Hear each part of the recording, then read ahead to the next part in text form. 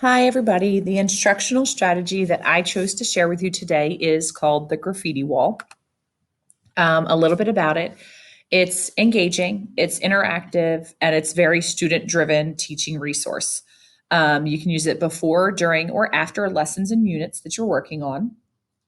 It's great for building community and doing things like celebrating birthdays or just kind of having fun facts for the kids to write about or draw about.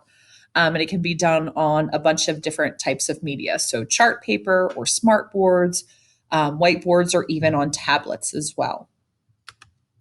In my classroom in the past, I have used it to introduce topics and units, kind of like a KWL that we've done before, where the kids would write what they know at the start of the unit, maybe about character setting, problem solution.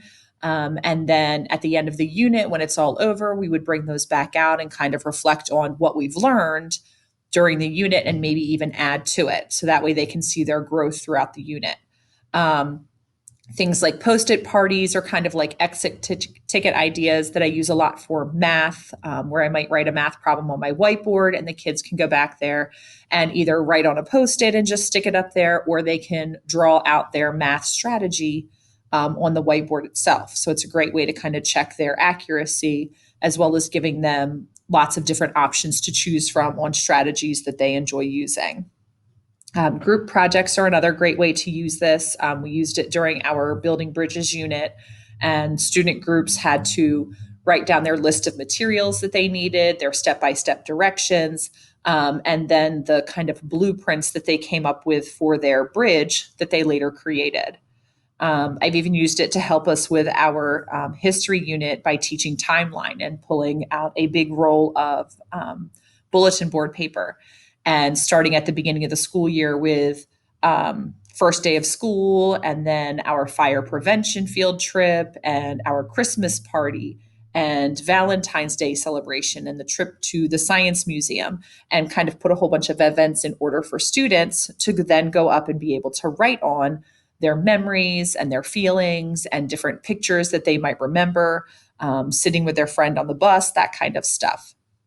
And then lastly, I use it obviously for birthdays and then some fun morning routine stuff. So for birthdays, it'll just have whatever the student's name is.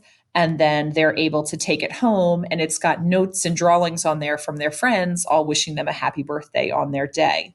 And then more morning routine ones were always my favorite, where I would do like fun Fridays and I might write down like a fun fact or ask them a question. Um, and they are able to kind of write their thoughts and feelings down, and you really get to see what kind of students you have. If they are more um, artistic and they're going to draw you more.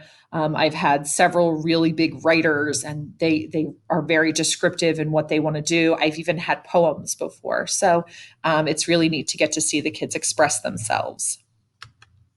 The last little slide that I had for you guys about graffiti walls was resources that I found. So, one that I really liked was the We Are Teachers website.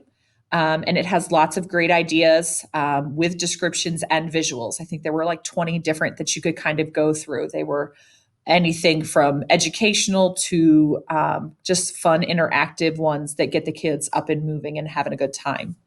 The two YouTube videos that I added actually show two different versions of using graffiti walls in classrooms. Robert McKenzie shows younger students, and they're actually using chart paper around the classroom.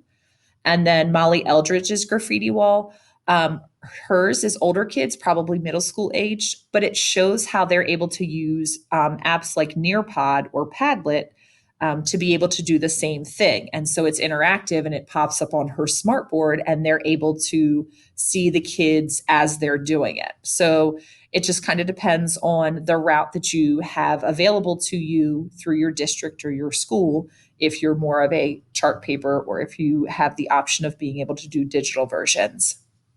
But it gives the kids lots of different versatility as far as ways that they can communicate what they know and how they feel through graffiti walls. So hopefully you're able to use those in your classroom this year.